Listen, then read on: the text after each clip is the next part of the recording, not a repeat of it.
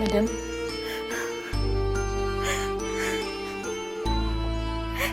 புரியுது மேடம். ஆனா இன்னும் எவ்வளவு நாளைக்கு தான் நடந்து நினைச்சிட்டு இருப்பீங்க?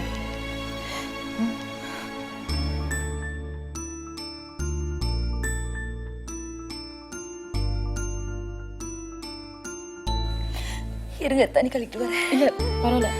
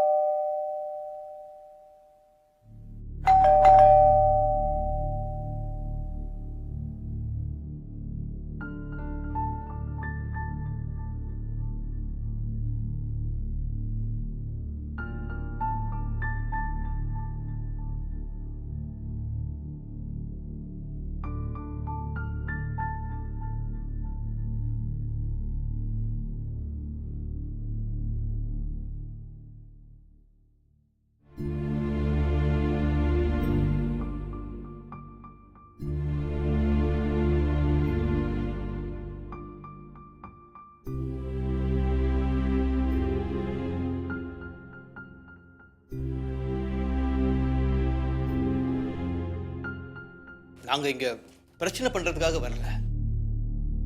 நாங்க செஞ்ச பாவத்துக்கு பிராயச்சித்து தேடி வந்திருக்கோம். நாங்க செஞ்சது மன்னிக்க முடியாத குற்றம்னு எங்களுக்கு தெரியும். நாங்க மன்னிப்பு கேட்க வரல.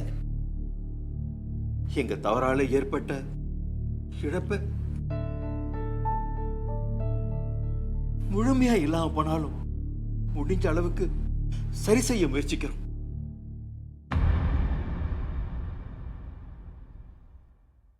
உங்க கோபத்துல நியாயம் இருக்கு தம்பி, நாங்க இல்லைன்னு சொல்லல. எங்களை நீங்க வீட்டை விட்டு வெளியே போன்னு சொன்னா கூட தப்பே இல்லை. ஏன்னா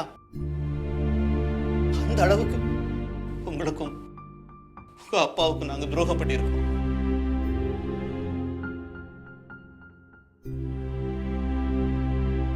உங்களுடைய இழப்பை எங்களால ஈடுகட்ட முடியாதுதான். இருந்தாலும் உங்க அப்பாவுடைய கனவை நிறைவேற்ற எங்களால் எல்லாத்தையும் செய்ய போறோம். எங்களால் ஏற்பட்ட களங்கத்தை நாங்களே துடைக்கிறோம். நிறுத்துங்க. என்ன செய்ய போறீங்க? எங்க அப்பா இவ்வளவு கண்ணியமா வந்தா தெரியுமா உங்களுக்கு? நம்ம இந்திய சமுதாயத்துக்காக எவ்வளவு பாடுபட்டாரு.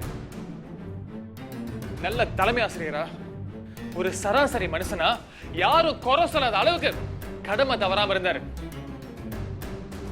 அவரோட எல்லா உழைப்பையும் வீணடிச்சு அவரோட கனவை சதைச்சு 55 வருஷம் வாழ்க்கைய களங்கப்படுத்தி எதுக்காக அவர் போராடினாரோ அந்த ஒரு நல்ல பேர் உயிர் போற நேரத்துல கிடைக்காம பண்ணிட்டீங்களே.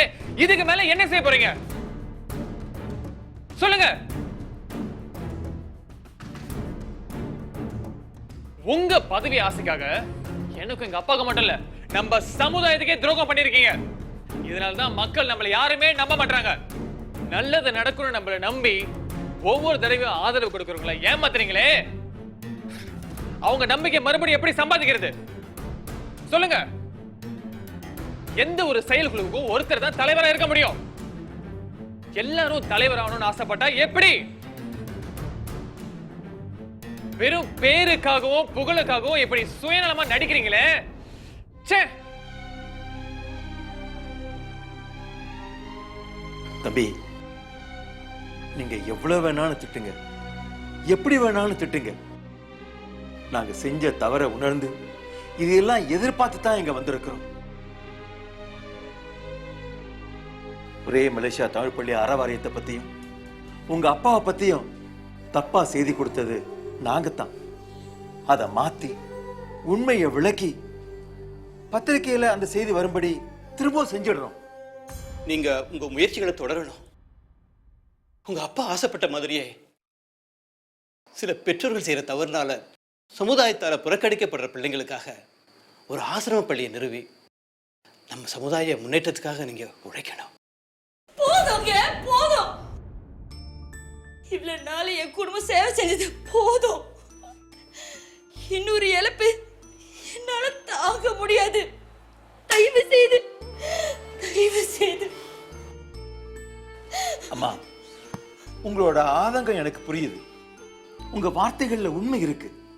இருந்தாலும் ஏத்தமும் மாற்றமும் ஒரு நாள்ல நடக்காது. நீங்க ஒரு எழுத்தாளர் நான் கேள்விப்பட்டிருக்கிறேன். உங்களுக்கு தெரியாத உண்மை இல்லை. நன்மை தீமையை போல அவ்வளவு சீக்கிரம் நடக்காது. ஒரு குழந்தையை உருவாக்க 10 மாசம் ஆகும். ஆனா அதை அழிக்க ஒரு நொடி போதும். அது மாதிரி இளம்பிரதியோட கனவிய லட்சியத்தை நாங்க ஒரு நொடியில அழிச்சிட்டோம். அதை திரும்ப உருவாக்குறது அவ்வளவு சுலபம் இல்லைன்னு எங்களுக்கு தெரியும். இருந்தாலும் செய்யணும். அவருடைய வாழ்க்கையில ஒரு அர்த்தம் இல்லாம போனாலும் அவருடைய இறப்புக்கு நாங்க மரியாதை செய்யணும். அம்மா, தவறு செஞ்ச நாங்களே எங்களை திருத்திக்கிட்டு சமுதாயத்துக்கு பாடுபடும் போது எப்போ நன்மையே செய்யற நீங்க இப்படி மறுத்து பேசுறது சரியில்லை. நன்மை செய்யறதை தடுக்கிறது மட்டும் இல்லை, வாய்ப்பு கிடைச்சும் நன்மை செய்யாம இருக்கிறதும் சமுதாயத்துக்கு நாம செய்யற துரோகம் தானே. நாங்க சுயநலமா சிந்திச்சோமே தவிர நிச்சயமா ஹரிசார் இறக்கணும்னு நாங்க கனவுல கூட நினைக்கல.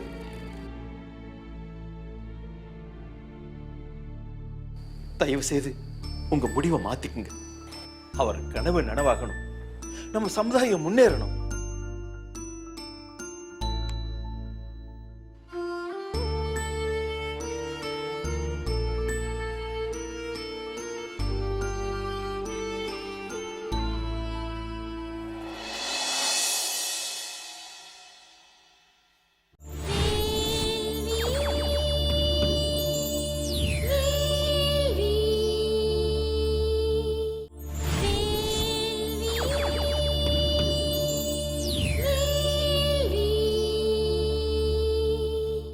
என்னப்பா வந்து இவ்வளவு நேரமாச்சு, ஆர்டர் எடுப்பாங்களா மாட்டாங்களா? தம்பி, உங்க அப்பா என்ன தெரியாத மாதிரி போற? மேசையை கொஞ்சம் தொடப்பா. தம்பி, எந்த தொழில் செஞ்சாலும் பக்தியோட செய்யணும். கொஞ்சம் அடுத்து தொடப்பா. மேஜைக்கு என்ன வலிக்குதா? கையெடுத்தா துடைக்க போறோம். மேசைக்கு வலிக்குதோ இல்லையோ, தம்பிக்கு வலிக்கும்ல. இங்க கையை எடுக்கிறது. சரி, எடுத்துக்கிறோம். இப்ப என்ன, நல்லா அழுத்தி டேபிள் தேய்க்கணும். துடைப்போம். தொடங்க. அப்பா, தம்பிக்கு கொஞ்சம் கூட நகைச்சுவை உணர்வு இல்ல. நகைச்சுவை உணர்வுனா காமெடி சென்ஸ். அப்படி தெளிவா சொல்ல. நாம எவ்வளவு தமாசா பேசுறோம். மூஞ்ச பாரு, உருன்னு இருக்கு. பாவம், சம்பளம் கொடுக்கலையே என்னமோ. நகைச்சுவை வரமா வாங்கிட்டு வரணும். அது எல்லாத்துக்கும் வராது. சரி, என்ன சாப்பிடுறீங்க? என்ன ஆர்டர் பண்ணுங்க இப்ப? எனக்கு ஒரு தேசி கோசம். ஓகே, உங்களுக்கு? எனக்கும் அதே தண்ணி. நான் கேட்கற தண்ணி ஏமா நீ கேட்கற? எனக்கே பத்தாது. அது இல்லப்பா, உனக்கு போடுற அதே தண்ணி எனக்கு போட்டு வர சொன்னேன். அதே மாதிரி. அப்படி தெளிவா சொல்லு. பையன் முழிக்கிறாருல்ல. சரி, இப்போ ரெண்டு பேத்துக்கும் ஒரே தேசி. ஆமா. ஓகே. நாம என்னதான் ஒண்ணுக்குள்ள ஒண்ணா இருந்தாலும் ஒரு தண்ணியை வாங்கி 2 ஸ்ட்ரோ போட்டு உறிஞ்சு குடிச்சோம்னா பாக்குற மக்கள் நம்மள தப்பா புரிஞ்சுக்குவாங்கல்ல. ஏன்னா நம்ம பொது வாழ்க்கையில இருக்கிறோம். ஆமா ஆமா, மக்களோட அபிமானம் நம்மளுக்கு ரொம்ப முக்கியம் இல்ல.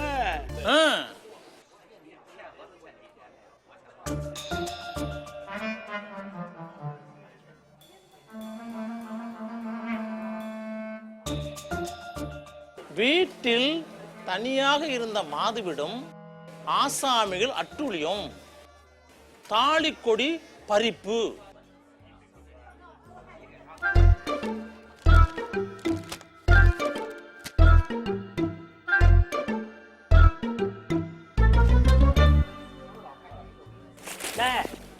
காசு எடுத்துங்க. நிம்மதியா பேப்பர் கூட படிக்க விட மாட்டேங்கிறாங்க. என்னமோ சொந்த காசை போட்டு பேப்பர் வாங்கின மாதிரி இப்படி கோவப்படுறாரு. இதுல பேப்பர் வர தூக்கிட்டு போயிட்டாரு. சொன்னாலும் சொல்லாட்டியும் அவரோட சொந்த பேப்பர் தான் அது.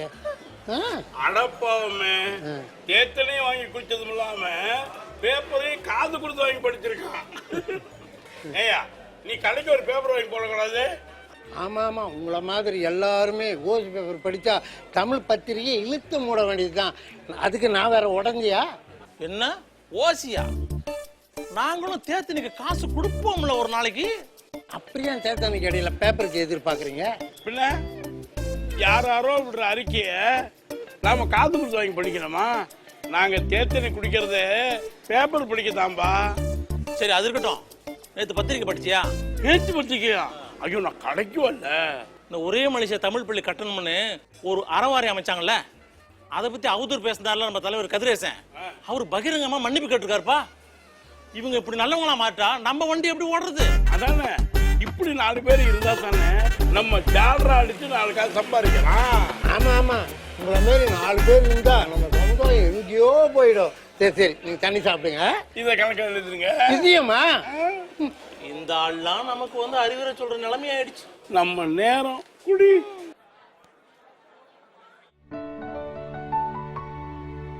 மாணவர்களே, கேள்விக்கு பதில் எழுதிட்டீங்களா? சரி, உங்க தமிழ் மொழி புத்தகத்தை எடுத்து 123 பக்கத்துக்கு போங்க. போயிட்டீங்களா? நான் ஒரு மடிக்கணினி. என் பெயர் சோனி.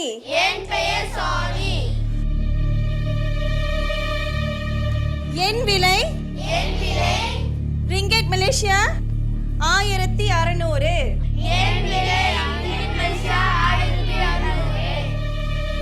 நான் பினாங்கில் உள்ள தொழிற்சாலையில் பிறந்தேன்.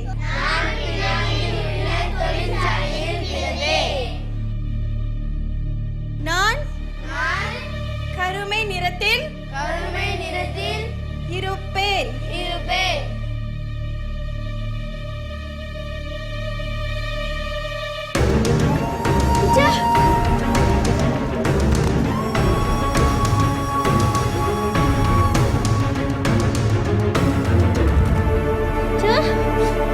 விக்னேஷ், போய் வேற யாராவது டீச்சர் கூட்டிட்டு வா. டீச்சர் டீச்சர் டீச்சர்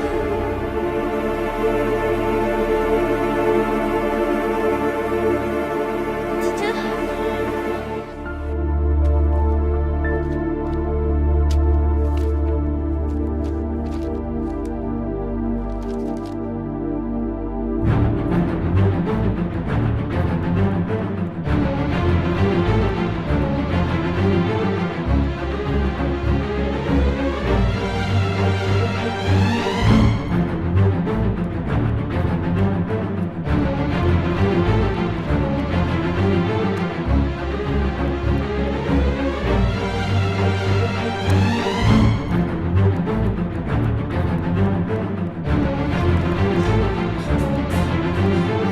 விக்னேஷ், ஏன் இப்படி ஓடி வர? கம்மடிச்சா கிளாஸ்ல மயங்கி விழுந்துட்டாங்களா? வா.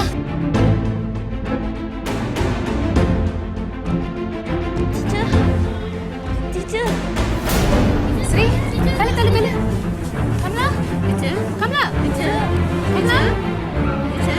ஐயோ, இப்ப என்ன பண்றது? தலைமை கூட இல்லையே. சரி, பார்த்து தம்பி தூக்கும். ஆமா, முதல்ல அவங்களை தூக்கி சந்திரசன் அறையில் படுக்க வைப்போம். வாங்க. டீச்சர் என்ன செய்யறது இப்போ? என்ன சார் என்ன செய்யறதுன்னு கேக்குறீங்க? முதல்ல ஆம்புலன்ஸ் போய் கூப்பிடுங்க. அப்படியே அவங்க ஹஸ்பண்ட்க்கு கால் பண்ணி சொல்லிருங்க. ஓகே.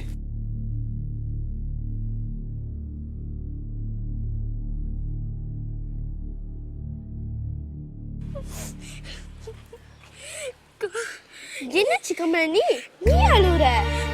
கமலா டீச்சருக்கு என்ன ஆச்சு? அவங்கள ஏன் தூக்கிட்டு போறாங்க? எனக்கு பார்க்கவே ரொம்ப பயமா இருக்கு. நம்ம அம்மாவும் எப்படித்தானே தூக்கிட்டு போனாங்க. அதுக்கப்புறம் அவங்க திரும்பி வரவே இல்லை. டீச்சரும் நம்ம அம்மா போல திரும்பி வர மாட்டாங்களா? அல்லாத கமலினி, டீச்சருக்கு ஒன்றும் ஆகாது. அவங்க ரொம்ப நல்லவங்க. அப்ப நம்ம அம்மா நல்லவங்க இல்லையா?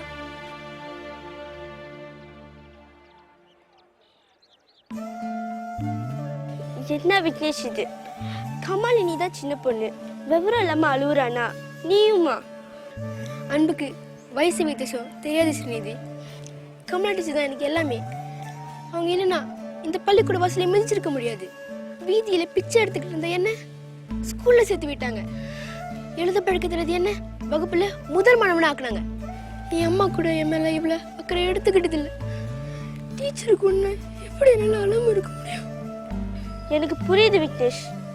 நம்மளுக்கு எல்லாமே இருந்தவங்களுக்கு திடீர்னு ஏதாவது ஆச்சுன்னா அது தாங்கிக்கிறது ரொம்ப கஷ்டம். ஒரே சமயத்துல அம்மா இறந்து அப்பா ஜெயில இருக்கும்போது நாங்கள் 2 பேர் பட்ட கஷ்டம் கொஞ்சம் நஞ்சம் இல்லை. நம்ம முன்னாள் தலைமை ஆசிரியர் சொன்னது போல கவலைப்படுறதாலையும் கண்ணீர் சிந்துறதாலையும் நம்ம துன்பம் தீரப்போவதில்லை. கமலா டீச்சருக்கு பிரார்த்தனை பண்ணுவோம், நல்லதே நடக்கும்னு நம்புவோம். நீ சொல்றதும் சரிதான். ஆனால் நம்ம தலைமை ஆசிரியர் கூட எனக்கு உயிரோடு இல்லையே. அதே மாதிரி கமலா டீச்சருக்கு ஏதோ ஆயிருமோன்னு பயமா இருக்கு ஸ்ரீநிதி. அல்லாத விக்னேஷ், எண்ணம் போல வாழ்க்கைன்னு கமலா டீச்சரே சொல்லியிருக்காங்க. அதனால நல்லதே நினைப்போம், நல்லதே நடக்கும். சரி கமாலினி, நேரமாச்சு, வகுப்புக்கு போ. அப்புறம் டீச்சர் பேசுவாங்கல்ல. சரிக்கா. ஹே விக்னேஷ், கண்ணை தொடச்சிக்கோ. நம்மளும் கிளாஸ்க்கு போனோம்.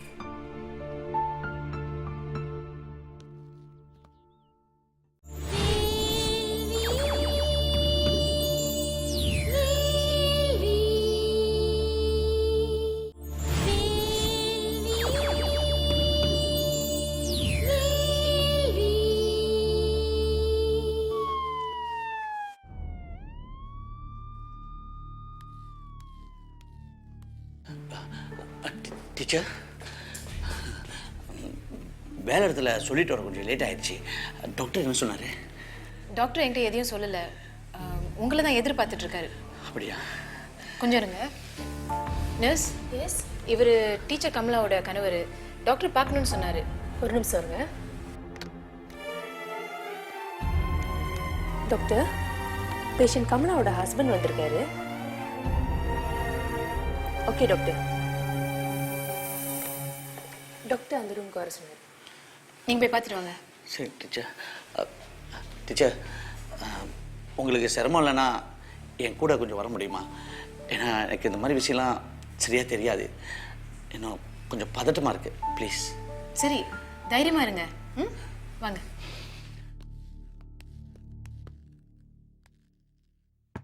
Come in.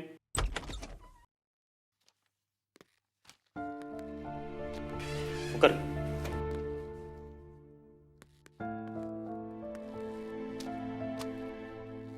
எஸ் டாக்டர், நான் கமலா டீச்சர் கூட வேலை செய்கிறேன். இவர் அவங்களோட கணவர் மிஸ்டர் வேலு. நீங்கள் பார்க்கணுன்னு சொல்லியிருந்தீங்களே? ஆமாம். வணக்கம் டாக்டர். வணக்கம் மிஸ்டர் வேலு. உங்கள் மனைவிக்கு இன்னும் நினைவு திரும்பல. ஏன் டாக்டர், என் மனைவிக்கு என்ன ஆச்சு? பயப்படாதீங்க, பதட்டப்படாதீங்க. இப்போதைக்கு அவங்க உயிருக்கு ஒன்றும் ஆபத்து இல்லை. எம்ஆர்ஐ ஸ்கேன் பண்ணி பார்த்ததில் அவங்களுக்கு பிரெயின் டியூமர், அதாவது மூளையில் கட்டி உருவாயிருக்கு. அப்படின்னா என்ன டாக்டர்? மூளை கட்டிகள் மூளையில் உருவாகிறதும் இருக்குது, இல்லைன்னா வேறு சில இடங்களில் உருவாகி மூளையை வந்து அடைகிறதும் இருக்குது. கட்டி வளர்கிற இடத்த பொறுத்து சில பகுதிகள் செயலிழக்கலாம், இல்லைன்னா கோமா ஸ்டேஜுக்கு கூட போகலாம். சில கட்டிகள் மூளை வந்து அடைஞ்சு தீவிரமாக வளரும். புற்றுநோய் கட்டிகளை மாறி உயிருக்கே கூட ஆபத்தை விளைவிக்கும்.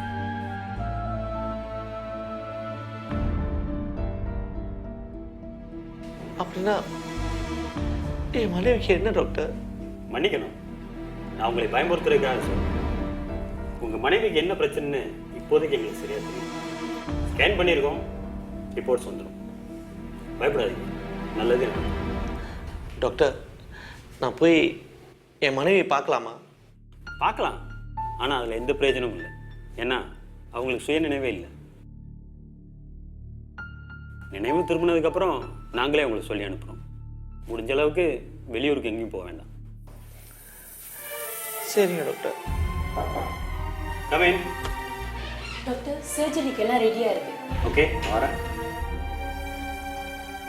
எனக்கு இன்னொரு சர்ஜரி இருக்கு, உங்களை நான் அப்புறம் பார்க்குறேன்.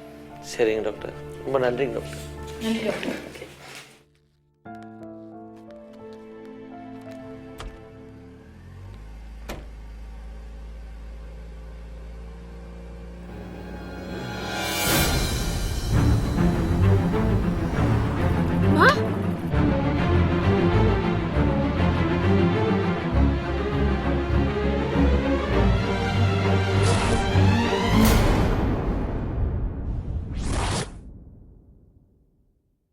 இன்னைக்கு இந்த மீட்டிங்கோட காரணம் என்னன்னா, திரு வெற்றி மற்றும் திரு கதிரேசன் இவங்க 2 பேரும் செஞ்ச தவறுகளை உணர்ந்து பத்திரிகையில் மன்னிப்பு கேட்டுருக்காங்க.